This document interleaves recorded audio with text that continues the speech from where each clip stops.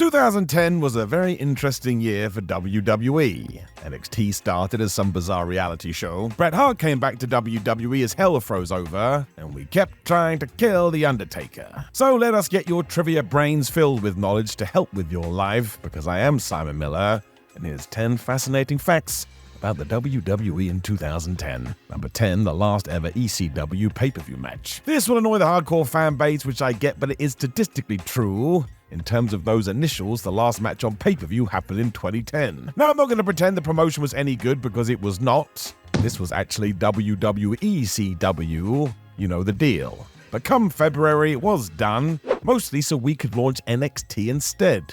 How weird is that? It wasn't even on an Extreme Championship Wrestling exclusive event, as Christian was told to go out on the Royal Rumble show and have a good match as possible with Ezekiel Jackson. We had put William Regal with Zeke too and belted him up because he was huge, and you know the deal. Vince McMahon liked that, so let's rush him way too fast. When it was over though, that was that. You would never see another ECW match on pay-per-view.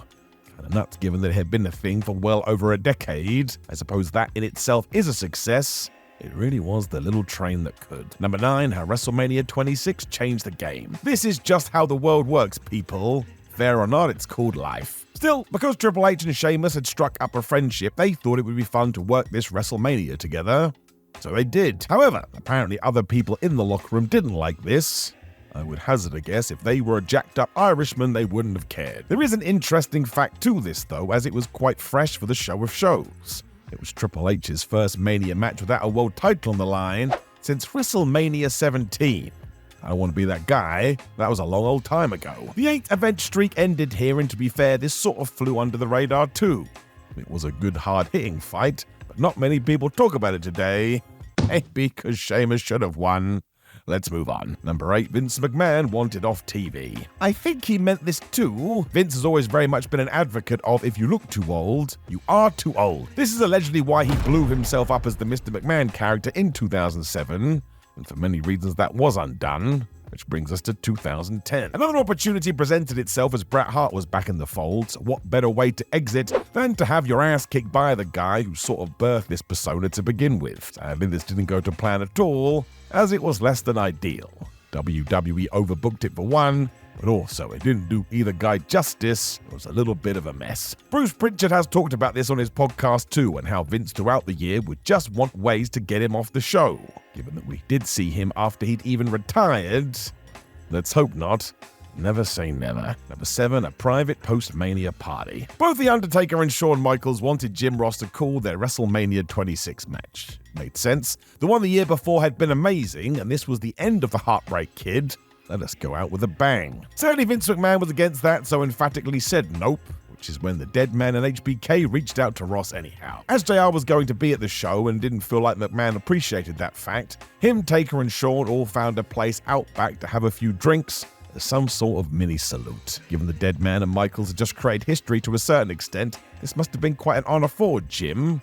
I mean, nobody else had been invited. JR as much said this, and who knows what they chatted about, but I would guess it was something they would never speak of.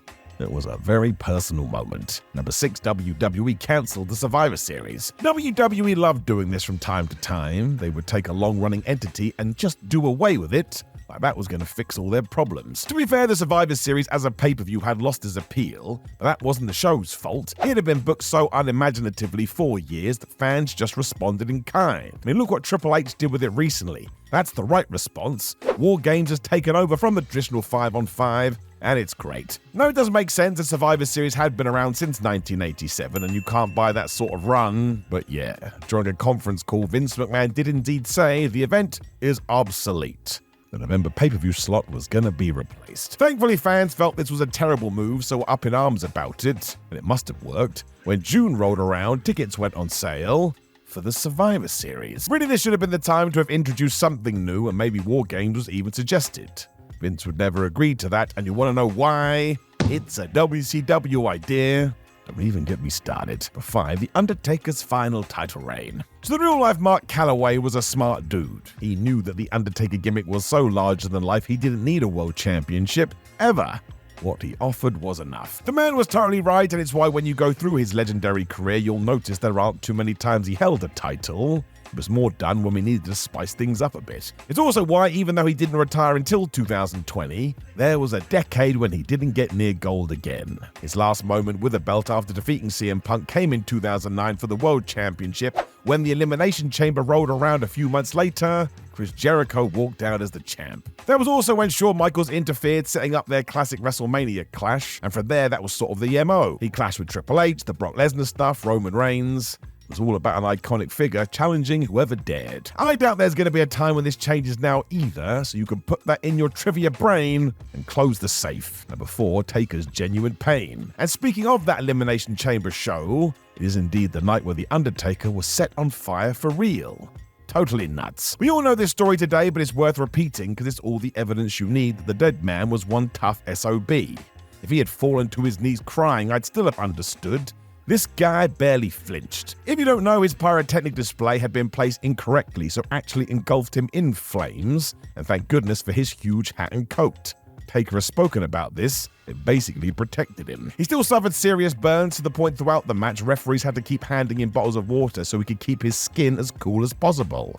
You can see this too if you do watch. The whole thing is crazy. The person responsible was fired afterwards, which sums it up, but yeah. We've got to put some serious respect on the Undertaker's name. I mean, ironically, that is just next level power. Number 3, the wrestlers that disagree with Cena. You can't watch or even mention WWE in the year 2010 without the John Cena Nexus stuff coming up. It's one of those forever conversations. If you don't know, the Nexus were a brand new group who had one of the best debuts ever. Not every person in the stable was gonna fly, but we had so much potential here and started off great. Then we arrived at SummerSlam and Cena basically whipped all their asses. That was the end of that. It wasn't just fans who felt this was wrong though, because as they have said out loud, Edge and Christian were also very sure the Nexus losing here wasn't going to be a good idea. Once again, they were correct. Wade Barrett was definitely frustrated with this, as it could have been the vehicle which sent him to the moon, but yeah. Instead, he had to sort of start again and suffer through the core.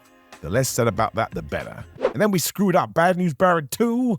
Makes me angry. Number 2, Daniel Bryan's secret return. So going back to that Nexus debut, man, did it get out of control. Now this was the idea and management wanted it, and at first loved that Daniel Bryan grabbed ring announcer Justin Roberts and choked him with his own tie. We got the visual on camera with Justin screaming, job done. Which is when some of the sponsors kicked off. As ever, that's where the real power is, and to prove that WWE were good partners, Bryan was fired. It's as ridiculous today as it was then. Even a suspension would have been silly given he was told to do this, but releasing him? Madness. It turned out this was to save face more than anything else, as Daniel was brought back at this SummerSlam event, but now he was part of Team WWE. That was a surprise because of course he had been Nexus. Man, did WWE keep this quiet. Not even people on Barrett's squad were informed who the last guy was going to be when somebody went and screwed it up. The company accidentally posted it all online before the moment itself. I mean, you gotta love it. I'm sure the major stars in the match were clued up if you were Nexus. Well, the truth was, everybody was against us. Number 1, Dominik Mysterio teased a heel turn. Only a Mysterio could get away with this. That family is just awesome at wrestling.